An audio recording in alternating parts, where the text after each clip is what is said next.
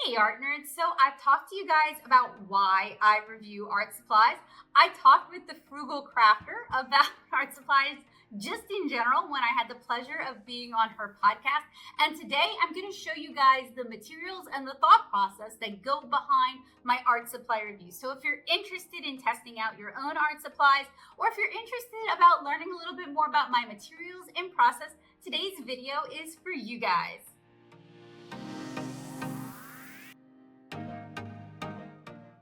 So I am recording this in media res of another review, but I thought it'd be kind of interesting to talk to you guys about some of the materials that I frequently use when I am reviewing art supplies. So it's kind of like a little meta video. Some of you guys are probably not going to be super interested in this. Some of you guys are probably going to be very interested in this. And I am always interested in how other art supply reviewers do what they do and make it more affordable. So as I mentioned in like all of my videos, unless otherwise disclosed, I buy everything that I review, and I use funds from Patreon to do that, or I ask for it for a birthday present, or I use funds from teaching to do it. So I'm not really getting sent stuff from companies. I'm not soliciting that. I don't write to companies and ask them to do that.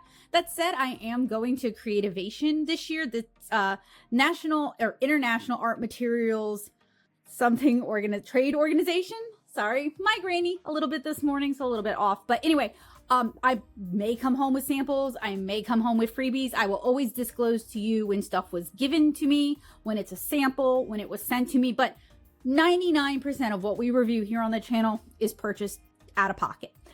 This is a hobby for me. I don't really make a lot of money. I enjoy doing it though. So, you know, as long as it's fun, it's fun. But I wanted to be clear about that up front because different reviewers do things different ways. I was honestly shocked when I was looking up additional Paul Rubens reviews. A lot of the blogs that had reviewed the Paul Rubens G4 set was actually sent that set for free. They had not reviewed the prior sets. They could not compare it to the prior set. And they basically didn't say anything that wasn't like the copy that they'd been provided. As a reviewer, I don't like that. Like, I don't like that at all. I grew up with Consumer Reports. I feel like you guys deserve an honest review, and that's what I always seek to provide. So I talked about this more in an upcoming Why I Review Art Supplies vlog, but I did want to kind of touch on it in case you don't watch both videos. So let's talk about review supplies. So you guys see here, these are the Superior Tube watercolors. I'm going to be reviewing those. So I found that reviewing tube watercolors, one of the biggest expenses was buying palettes and half pans. And I used to buy the empty Meeden palettes. Those are like $13 a pop. Now I purchased these, and I've been trying like a bunch of different things for this, a different bunch of ways to make it just a little more affordable, a little bit easier.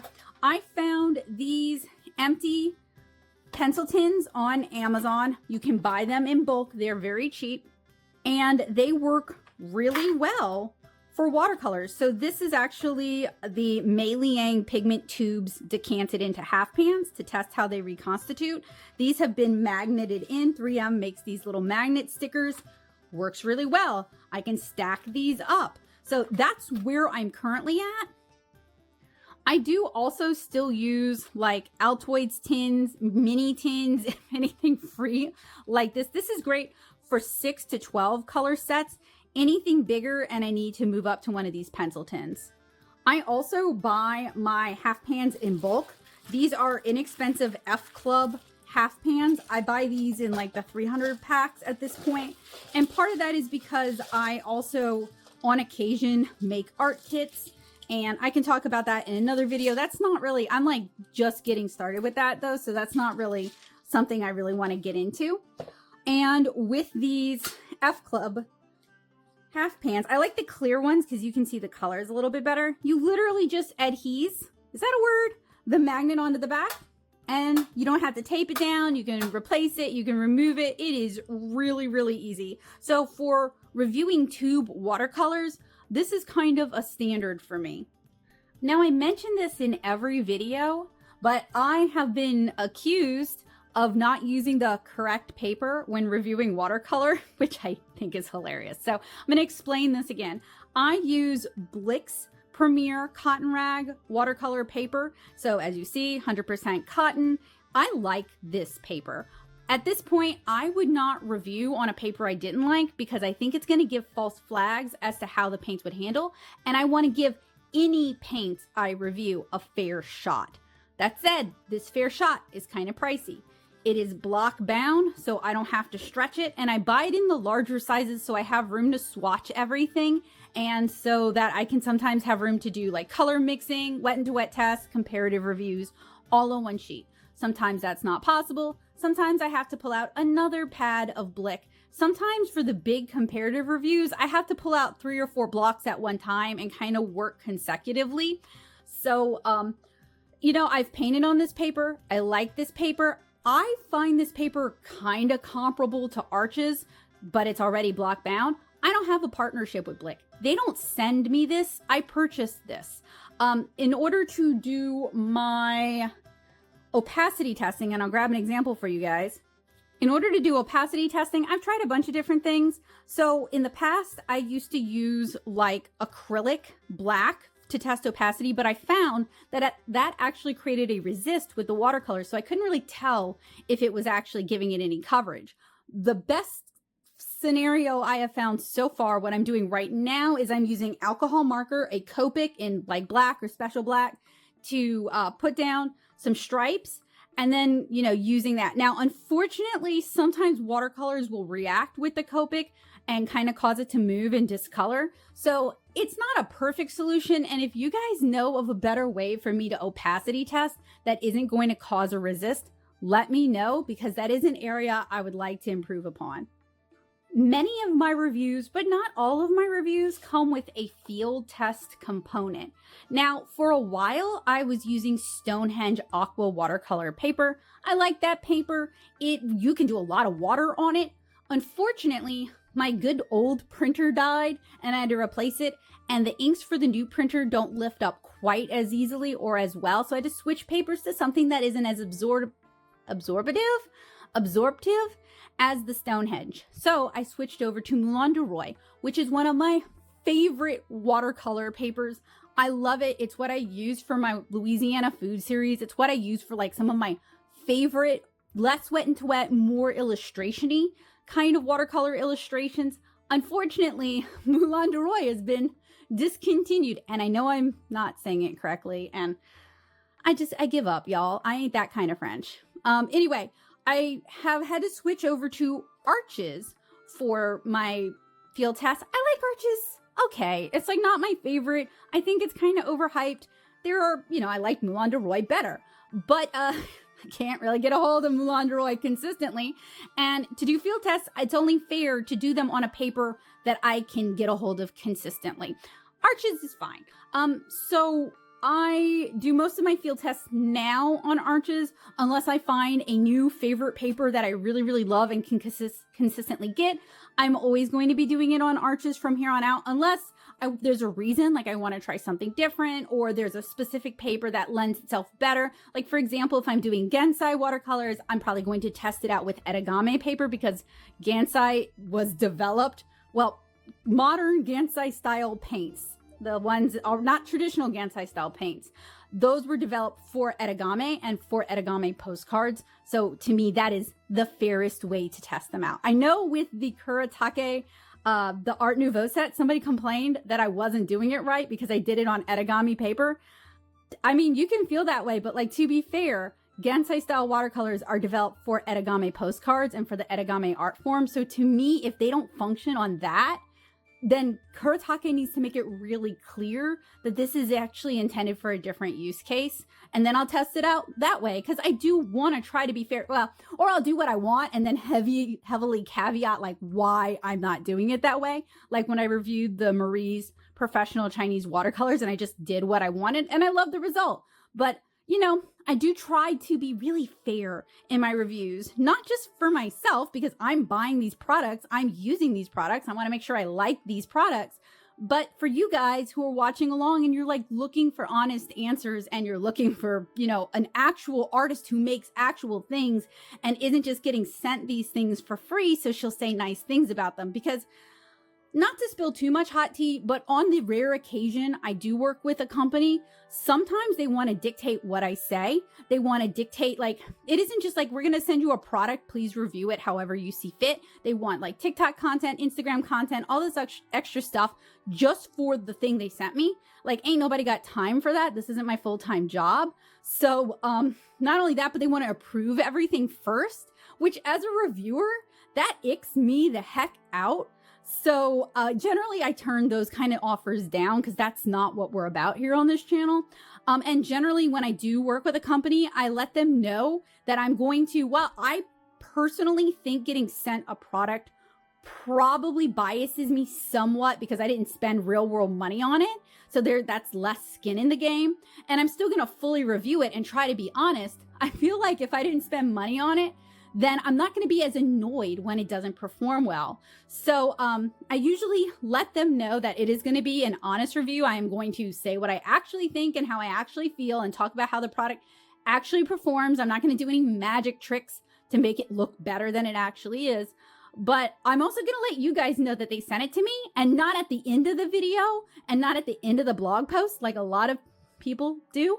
I'm going to do it at the beginning because one, we're legally supposed to, and two, it's unfair and deceptive to you guys because some people don't watch all the way to the end. And the only way I can make sure or make as sure as possible that you guys are actually getting that important information that it was sent to me is to mention it at the beginning and then a couple times in the middle. I might sound like I'm, repeating myself, but I do want to make sure that people who are just kind of skipping through chapters aren't deceived by what's going on in the video.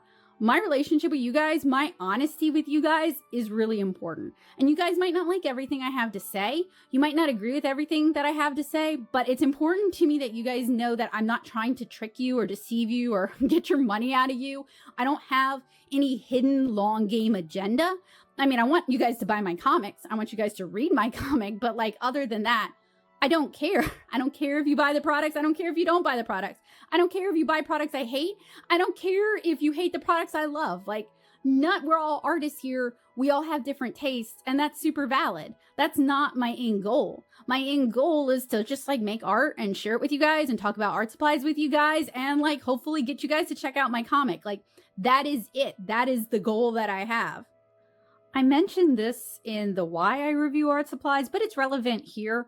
I do actually, so when I create these kind of tube half pan sets, this is archival. This is going to stay in this set. If I really like the tubes, I will refill them in my daily driver palette, that sort of thing. Specifically here, I'm actually looking to see if these will work well for watercolor art kits. So I may decant them into smaller sets to include with art kits, but I'd like to keep like a base set together for, comparative reviews later on, that sort of thing, or to compare it like when they release a new product. So that way I can just always come back to this and be able to pull it out and have it. That's not like a practicality thing. I wouldn't expect like any normal watercolor person to do this. This is kind of just a reviewer thing, but I have like put together sets from almost all of the brands that I've reviewed that I could, unless I've donated them or rehomed them, that I could pull out and cross swatch. One would say ideally at any time, but let's be real, I have ADHD, I lose things. So like, if you gave me like 6 months notice, I could pull it out and be able to compare them. So this is my swatching setup. We have our opaque lines.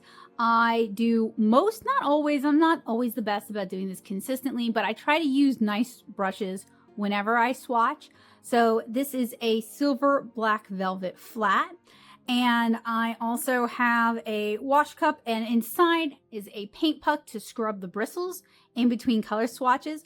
I'm going to fill this with filtered water. We live in an area that has a lot of like minerals in the water, and I don't want that to negatively impact my ability to review the watercolors. So we drink filtered water. I give my pets filtered water, and I use filtered water when I'm swatching. I've also got a paper towel handy, and pretty much that's what I need for the swatching part of my reviews.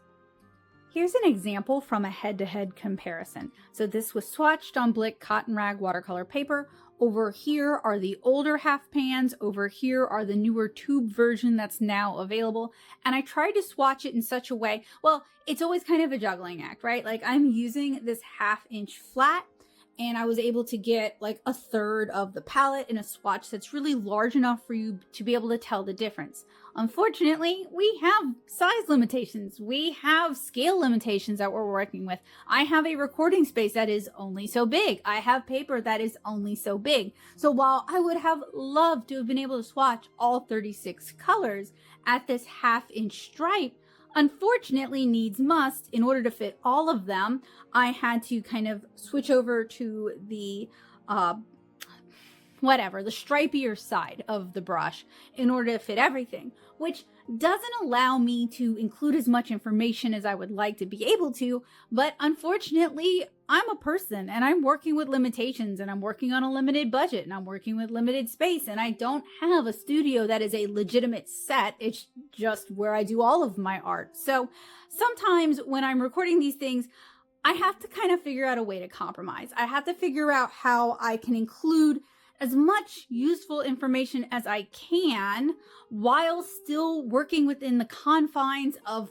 the recording area that I have and the budget that I have access to for this. Because I think I mentioned this earlier, but YouTube doesn't really make me money, right? Like it's not my living. It's not my main source of income. It's a hobby that sometimes earns money, and pretty much all the money I earn doing YouTube, whether it's on Patreon or from AdSense, goes right back into buying stuff or buying the supplies that I need. So it's not like I have this huge fund of discretionary income that I can use.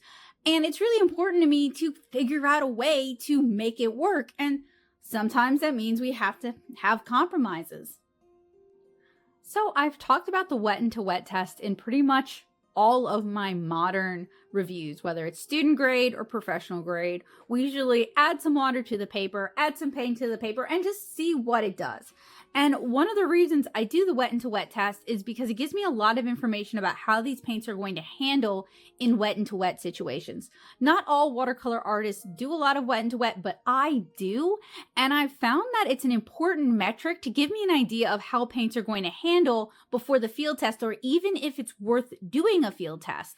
And I kind of picked this up after doing the Hima Mia review, where the paints seemed to swatch really well. They colored mix really well. I hadn't started doing the wet into wet test yet, and guess what those paints can't do?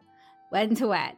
So this test is a little off the cuff. It works really well for me. It gives me a lot of information, but sometimes I feel like it's a little bit like reading tea leaves, where you're going to see what you're looking for and you're going to see what you want to see, and different artists are going to interpret the results differently. So when I talk about doing the wet into wet test, it's really for my own uses and for people who might find what I have to say useful, but hopefully I share enough info, whether it's the time lapse of me actually applying the paint to the water or the time lapse of it drying, so that you guys can kind of see how the colors shift, how they diffuse, whether there are halos, how they granulate. Hopefully that provides you guys with the information that you need to make an informed choice, because I can't hope to answer everybody's specific niche use case. We have talked up time and time again about how some people paint with student grade paints and love it and do beautiful work with it, and how some people are looking for certain specific properties that they can only find with particular paints, and that might not be properties that I'm looking for and I can't touch on. So I try to include as much visual information for you guys to be able to judge for yourself whether the product is going to do what you're looking for it to do, because we all handle our watercolors just a little bit differently, and you don't paint what I'm painting and vice versa. I'm not painting what you're painting, and I don't have your experience and you don't have my experience. So hopefully I provide enough info in the visuals. Now for the wet into wet, it is almost always, I don't think there's ever been an exception to this, but it's almost always done on a cotton rag paper.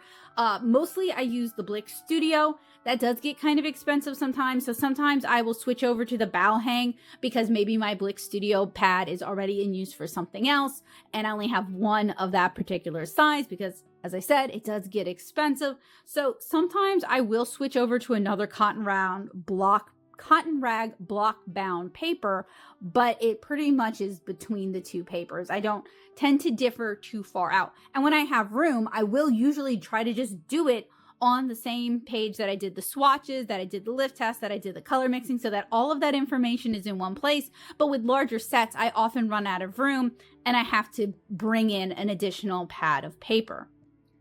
So another part of my art supply review process is the field test. This is an example. I have a few different ways that I like to field test watercolors, and I'm actually doing some art supply redemption with the Art Nouveau set. So that's where this is coming from. So this is the bookmark style field test. It is done on, this was on Blick cotton rag watercolor paper, and it has already been inked, and it was inked with a Sakura Pigma FB. With the other types of field tests that I do, like where I'm doing a standalone illustration, I used to try to be consistent with the paper. I was using Stonehenge Aqua for a really long time, but then I switched printers and I couldn't get it to release the inks the way I used to. So I switched over to Moulin de Roy, but they have discontinued Moulin de Roy. I can't get a hold of it as easily, even though it is my favorite paper to paint on. So now I'm working with Arches cotton rag watercolor paper. It's not my favorite, but I can get it consistently, and consistency when it comes to testing is really important. So this is, as I mentioned before, the bookmark style. It is on Blick.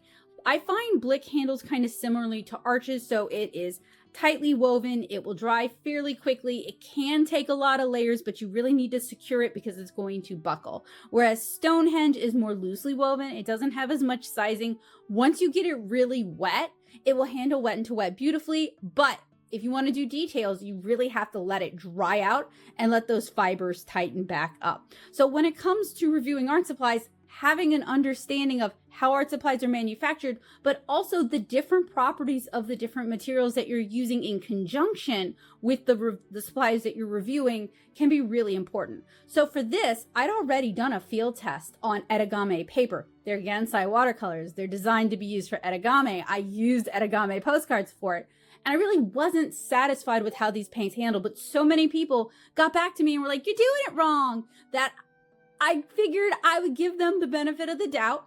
Maybe I am doing it wrong, so I'm going to test them again, because reviewing art supplies also means being open-minded about maybe there's things you still have room for you to learn. Maybe you're handling it wrong. Maybe the company meant something else and they just didn't do a good job advertising that and pitching it, which I do think companies should be held accountable to how they market their supplies.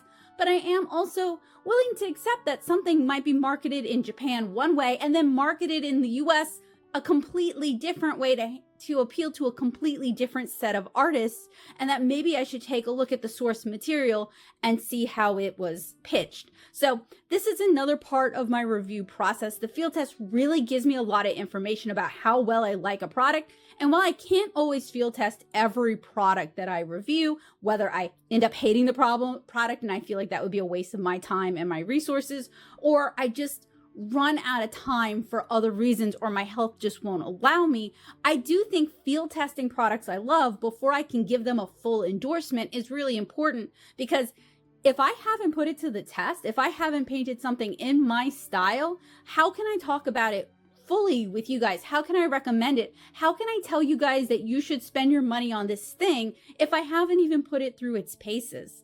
An important part of reviewing is doing field tests. And I showed you guys an example of a different type of field test, one of the bookmark field tests. Here is kind of my more standard field test. So we have an illustration here. It has been inked onto Arches watercolor paper. We have the May Marie blue watercolors that I'm field testing for today. And basically my goal is to paint a full-fledged illustration and take notes as I go. It's not meant to be a tutorial. It's more meant to be what I'm observing as I'm using these paints, what I like, what I don't like, what qualities are working for me, what qualities do not work for me. I've talked a lot about disclosing a bias and trying to be as unbiased as possible. And I think this is the fairest way I can review watercolors. I don't necessarily paint the same sort of things that popular watercolor artists do, and your needs may differ from mine. So it's important for you guys to see what I'm painting, how I'm painting it, how I'm handling the paints, not to open myself up to critique, oh, you're doing it wrong, you're doing it this way, you're doing it that way, but to show you guys the techniques I'm using, the papers I'm using, what I'm trying to accomplish, and the standard that I'm holding the paints to. And that way you guys can judge for yourselves whether you paint the same way I do, if your needs are different, if you might use them in a similar manner, even though our subject matter is different, or maybe you do more realistic art and I do more cartoony art, to give you guys kind of a fair baseline for how these paints might handle for you in a real world setting. And this is obviously the most time-consuming part of a review. For years, I used to separate the field test out from the unbox and swatch because the videos would get really long, and YouTube was kind of penalizing videos over 10 minutes. And people just wouldn't watch them at that time. And since it took so much effort, I thought it was only fair to myself to break it up into 2 videos. Since then, people are watching longer videos now. My audience has changed a little bit. Some of you guys have grown up some.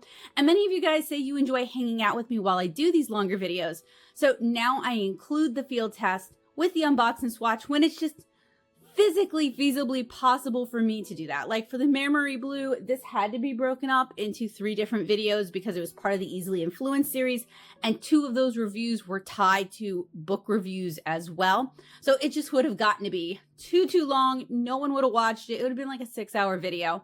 So I had to kind of break it out. And I'm kind of glad I did, because it also allowed me to get some time away from these paints, to get some time away from the negative feelings I had about some of the books that I reviewed, and just kind of come back to it with an open mind, an open slate. It gave the watercolors a chance to set up in the palette. It gave me a chance to go buy a few more colors that I needed open stock, so that I could come back and really review these paints as fairly as possible. So I have talked about several aspects of my reviews, how I go about doing them, what materials I use for them, the thought process behind them. This was very watercolor centric because that's what I've been reviewing a lot of lately. And things do change for like alcohol markers, or if I were reviewing pencils like I used to. That all kind of depends on the needs of the media. So this was really watercolor centric because that's what I'm reviewing a lot of lately, and it was really easy for me to just record sub footage like I'm doing right now in the middle of actual reviews. I do also want to point out I used to do a glazing test when I did the color mixing, and I should have mentioned that earlier. And I actually took that out because so few watercolors actually performed well with that type of glazing test the way I was doing it. And I, as you guys see from my watercolor, I glaze in a field test anyway. So I decided to just like do a wet into wet test instead and pull the glazing out into the field test. So it's not that I've forgotten to do it. It's not that I don't care about it. It's that even really good brands that I knew could glaze and I knew could layer were performing poorly on the way I was doing the glazing test, that I didn't feel like it was a real accurate depiction of how watercolors might glaze in a real world situation. So that's why I've kind of quit doing that. So here is a completed field test, and I did this to test out Schmincke watercolors, and I was able to see firsthand how well they handled for wet into wet, how well they handled for tinting, how well they handled when mixing really light versions of 2 colors together, because with a lot of watercolors that tends to fall apart, how well they held those mixes in, a more concentrated form, whether or not I could glaze, whether or not I could lift, whether or not I could repaint, all kinds of different. Oh, it also let me know how much these would opaque the line art. This is all really important information to know, especially if you're doing watercolor illustration where you're going to be doing multiple layers. You may be painting over a line art. You want to know how well they'll glaze or if they'll turn to mud. And really the only way for me to figure that out is by doing an actual field test and painting an actual something. And there's always a risk that it's going to look like garbage. I'm going to have an illustration that was really cute in inks, and then the watercolors, like with the Hime Mia, they just don't hold up, and then I'm really disappointed in the end result. I mean, that is a possibility, but there's also the opportunity to really fall in love with the watercolor, fall in love with the properties that it has, and paint an illustration that I might not have actually made the time to watercolor. These field tests give me an excuse to, bring some of my Lilliputian living illustrations like this one here. I believe it is 2023 fashion, and I believe this is spring fashion for women.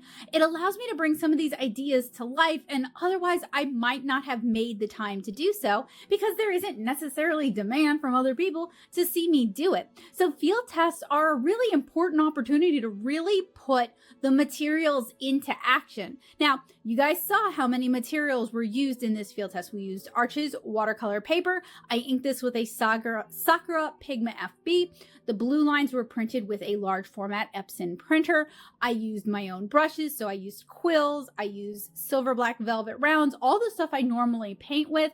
I introduced a watercolor palette because I did not buy the Mare Marie blue palette and I needed a palette to put them in.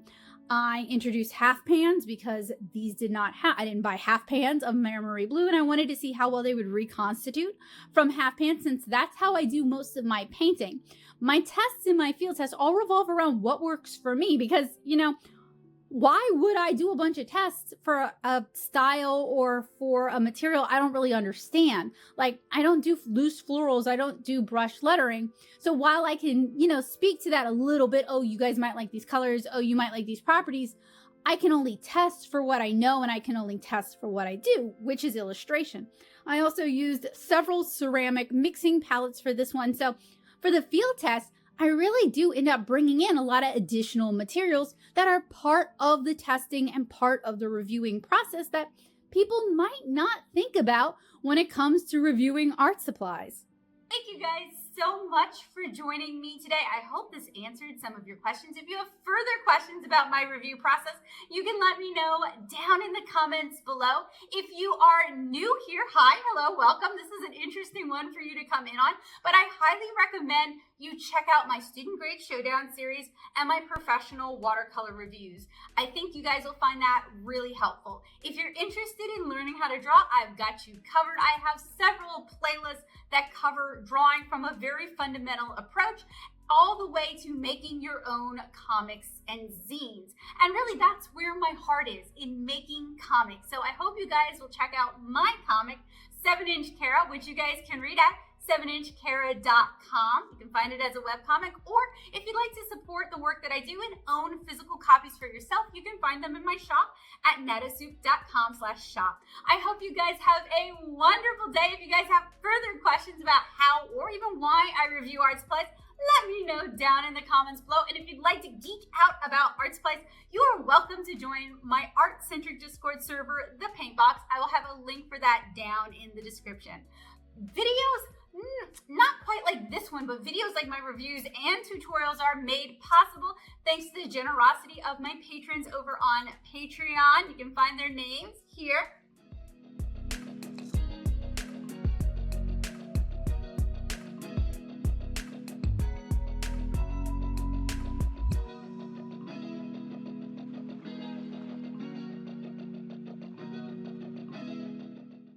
So thank you guys so much for indulging me and listening to me geek out about how I do what I do. I hope it was helpful, useful, and especially informative.